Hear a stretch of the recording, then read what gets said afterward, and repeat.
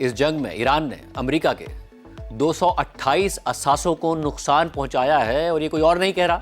خود امریکی میڈیا کہہ رہا ہے۔ امریکہ نے ایران کے خلاف 28 فروری سے شروع کیا گیا آپریشن ایپک فیوری ختم کرنے کا تو اعلان کر دیا ہے، اور اس پورے عرصے میں صدر ٹرمپ مسلسل یہ کہتے رہے کہ ایران کی تمام فوجی صلاحیتیں ختم کر دی گئی ہیں اور اسے بہت زیادہ نقصان پہنچایا ہے، مگر صدر ٹرمپ اور ان کی انتظامیہ اس جنگ میں امریکی نقصانات کو چھپانے یا ڈاؤن پلے کرنے کی کوشش کرتے رہے۔ حالانکہ جنگ کے دوران ایران نے مشرق وسطیٰ میں امریکی اڈوں، سفارت خانوں اور دیگر تنصیبات کو مسلسل اور مہارت سے نشانہ بنایا اور کافی زیادہ نقصان پہنچایا، اور اب کہ جب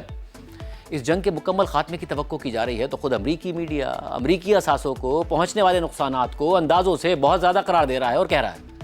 کہ ایران نے مشرق وسطیٰ کے امریکی بیسز میں امریکی فوج کے 228 اثاثوں اور فوجی آلات کو براہ راست نقصان پہنچایا ہے یا مکمل طور پر تباہ کر دیا ہے۔ امریکہ میں یہ تجزیے ہو رہے ہیں کہ مشرق وسطیٰ میں کئی ممالک میں قائم امریکی بیسز امریکہ کے لیے لائبلٹی بن گئے ہیں۔ امریکی اخبار واشنگٹن پوسٹ کی اس رپورٹ کے مطابق ایرانی ریاست سے وابستہ میڈیا کی جانب سے شائع کی گئی سیٹلائٹ تصاویر،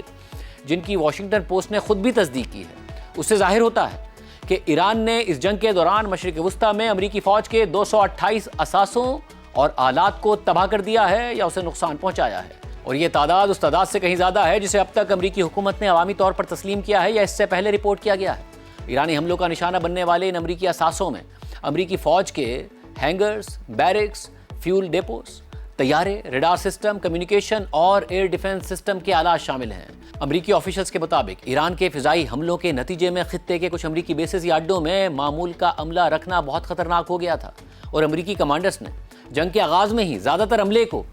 ایرانی حملوں کی پہنچ سے باہر منتقل کر دیا تھا، یعنی امریکی فوج خطے میں موجود امریکی بیسز سے دور منتقل ہو رہی تھی تاکہ ایرانی حملوں سے بچا جا سکے، وہ فوج جو خطے میں موجود ہی ان حملوں کو روکنے کے لیے ہے۔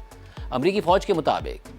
خطے میں امریکی تنصیبات پر حملوں میں 7 امریکی فوجی ہلاک ہوئے، جن میں سے 6 کویت میں اور 1 سعودی عرب میں مارا گیا، جبکہ اپریل کے آخر تک 400 سے زائد امریکی فوجی زخمی ہوئے۔ اگرچہ زیادہ تر زخمی چند دنوں میں ڈیوٹی پر واپس آ گئے، تاہم کم از کم 12 کو سنگین نوعیت کے زخم آئے۔ رپورٹ کے مطابق حالیہ دنوں میں مشرق وسطیٰ کی سیٹلائٹ تصاویر حاصل کرنا معمول سے ہٹ کر مشکل ہو گیا ہے۔ یہ تصاویر فراہم کرنے والی 2 بڑی کمپنیز یعنی وینٹر اور پلانٹ نے امریکی حکومت کی درخواست پر خطے کی تصاویر کی سیٹلائٹ پبلیکیشن کو محدود، مؤخر یا غیر معینہ مدت تک روک دیا ہے، جس سے ایران کے جوابی حملوں کا جائزہ لینا مشکل یا ناممکن ہو گیا ہے۔ تاہم ایرانی ریاست سے وابستہ خبر رسائی ادارے ابتدائی سے اپنے سوشل میڈیا اکاؤنٹس پر باقاعدگی سے ہائی ریزولوشن سیٹلائٹ تصاویر شائع کرتے رہے، جن میں امریکی تنصیبات کو پہنچنے والے نقصان کو دکھایا گیا۔ ایران کے دعووں کا جائزہ لینے کے لیے واشنگٹن پوسٹ نے ایران کی جانب سے جاری کی گئی 100 سے زیادہ ہائی ریزولوشن تصاویر کا جائزہ لیا، اور ان کا موازنہ یورپی یونین کے سیٹلائٹ نظام کوپرنیکس کی کم ریزولوشن والی تصاویر سے کیا گیا۔ دستیابی کی صورت میں موازنے کے لیے ہائی ریزولوشن تصاویر کا بھی استعمال کیا گیا، اور پھر اس موازنے کے بعد واشنگٹن پوسٹ نے ایران سے جاری کی گئی 109 سیٹلائٹ تصاویر کی تصدیق کر دی، جن میں امریکی اہداف کو نقصان پہنچانے کا دعویٰ کیا گیا تھا، جبکہ جائزے کے دوران یہ نہیں پایا گیا کہ کسی بھی ایرانی تصویر میں تبدیلی کی گئی ہو، یعنی خود امریکی اخبار نے امریکہ کے ملٹری بیسز پر ایرانی حملوں میں ہونے والی تباہی کی ایران کی ہی طرف سے جاری کی گئی تصاویر کی تصدیق کر دی۔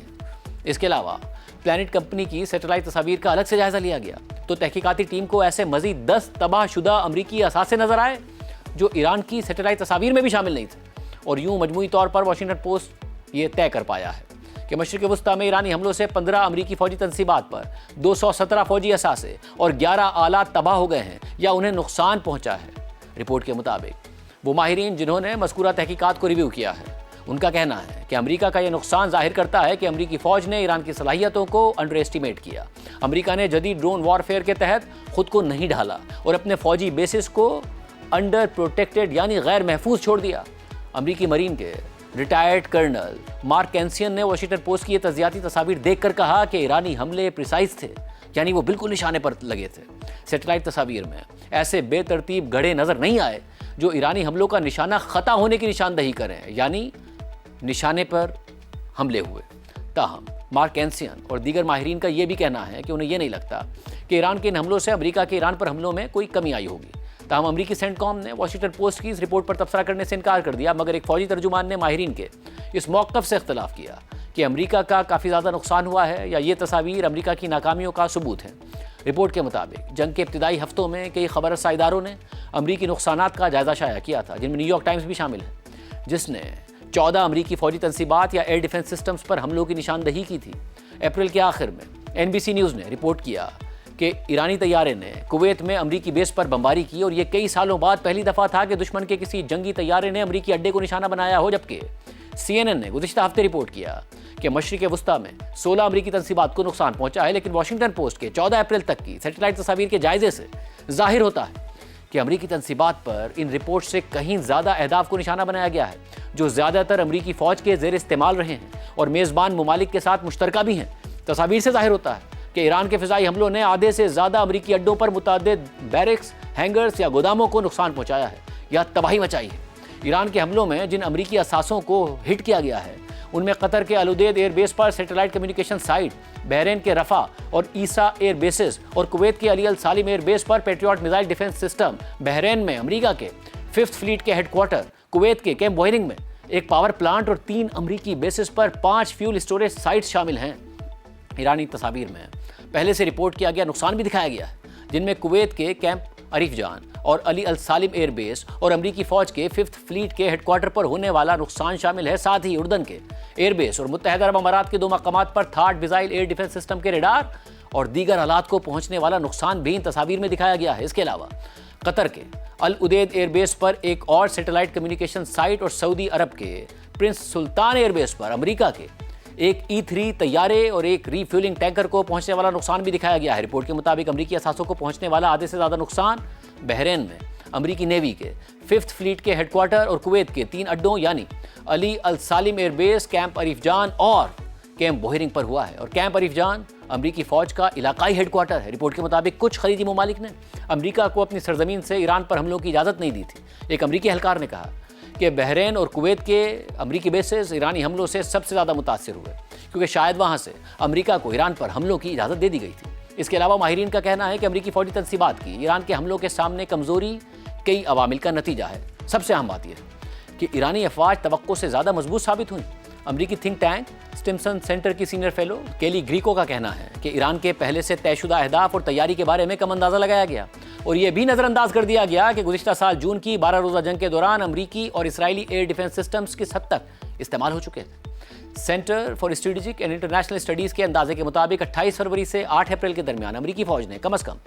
190 تھاڈ انٹرسیپٹرز اور 1060 پیٹریوٹ انٹرسیپٹرز استعمال کیے، جو جنگ سے پہلے کہ ان دونوں میزائلز کے ذخیرے کا بالترتیب 53% اور 43% تھے۔ رائل یونائٹڈ سروسز انسٹیٹیوٹ کے جسٹن برانک کا کہنا ہے کہ امریکی فوج اور اتحادیوں کے ایئر ڈیفنس نے ایرانی حملوں کو روکنے میں متاثر کن کام کیا، لیکن اس میں بہت زیادہ لاگت آئی ہے۔ ماہرین نے مزید کہا ہے کہ امریکی فوج نے ڈرونز کے استعمال کے حوالے سے خود کو مناسب حد تک تیاری نہیں کیا تھا، حالانکہ انہیں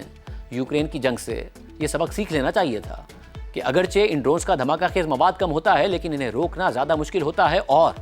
ان کا نشانہ زیادہ ٹھیک ہوتا ہے، جس سے یہ ڈرونز امریکی افواج کے لیے بڑا خطرہ بن جاتے ہیں۔ رپورٹ کے مطابق خطے میں امریکی اڈوں پر ایرانی حملوں نے امریکہ کے فوجی منصوبہ سازوں کو نئے فیصلوں پر غور کرنے پر مجبور کر دیا ہے۔ 2 امریکی اہلکاروں نے کہا کہ امریکی افواج شاید مستقبل میں خطے کے اپنے بیسز یا اڈوں پر بڑی تعداد میں واپس نہ آئیں، تاہم ابھی اس حوالے سے حتمی فیصلہ نہیں کیا گیا۔ امریکی ایئر فورس کے ریٹائرڈ آفیسر میکسیمیلین بریمر کا کہنا ہے کہ ہم اسٹیلتھ یا خفیہ جنگ کے دور سے نکل کر ایک ایسے مرحلے میں داخل ہو چکے ہیں جہاں پورا میدان جنگ شفاف یا واضح ہوتا جا رہا ہے۔ ہم چاہتے ہیں کہ ہم صرف حملہ کرنے کی پوزیشن میں رہیں، مگر اپنے فوجی اڈوں کی وجہ سے ہم واضح طور پر دفاعی پوزیشن میں بھی ہیں۔